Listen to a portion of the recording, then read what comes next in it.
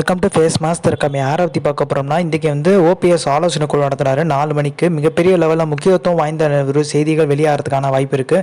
OPS பார்த்தீங்கன்னா எடப்பாடியோட இணைஞ்சு பயணிக்கலான்ற மாதிரி ஒரு எண்ணத்தில் வந்திருக்காரு. பட் பெரிய லெவலில் பதவி கொடுக்காட்டியும் அனுசரிச்சுட்டு போகலான்ற மாதிரி ஓபிஎஸும் சொல்லியிருக்காரு. ஸோ அது மட்டும் கிடையாது, அப்படி எடப்பாடி பழனிசாமி திருப்பி முரண்டு பிடிச்சா உள்ளாட்சி தேர்தலில் போட்டியில்லாமான்ற மாதிரி அந்த ஒரு எண்ணத்தில் இருந்தார். ஸோ அதுக்கான வேலைகள் பாருங்கன்ற மாதிரி தொண்டர்கள்ட்ட சொன்னாலுமே பெரிய லெவலில் பார்த்தீங்கன்னா யாருமே அதை ரசிக்கலன்றாங்க. ஒன்றிணைந்த அதிமுகனா தைரியமாக எல்லாரும் சேர்ந்து பார்த்தீங்கன்னா ஓரளவுக்கு ஜெயிக்கலாம். இப்போ பிரிஞ்சிருக்கோம், இப்போ மேலும் சிக்கல் தான் ஏற்படும். இப்போ ஏற்கனவே பலாப்பழ சின்னத்தில் பார்த்தீங்கன்னா 2ஆம் இடம் ஓபிஎஸ் வந்திருந்தாலும் அது ஒரு தோல்வி தான். ஸோ ஓபிஎஸ் பார்த்தீங்கன்னா வழக்கு போட்டிருக்காரு நவாஸ்கனி மேலே. அவரும் பார்த்தீங்கன்னா இந்த சொத்து மதிப்பெல்லாம் சரியாக போடலன்ற மாதிரி ஒரு வழக்கு போட்டிருக்காரு. இது நார்மலாக பார்த்தீங்கன்னா பெரிய லெவலில் இந்த கேஸ் முடியறதுக்கே ரொம்ப நாள் ஆயிரும். ஸோ எடப்பாடி பழனிசாமி ஆலோசனை கூட்டம் பெரிய லெவலில் பேசும் பொருளாகவே இல்லை. ஏன்னா பார்த்தீங்கன்னா ஏதாச்சும் ஒரு கட்சி நிர்வாகியை தப்பு பண்ணியிருப்பார்ல, அவரை நீக்கிறதுக்கே பார்த்தீங்கன்னா தயக்கம் காமிக்கிறாரு.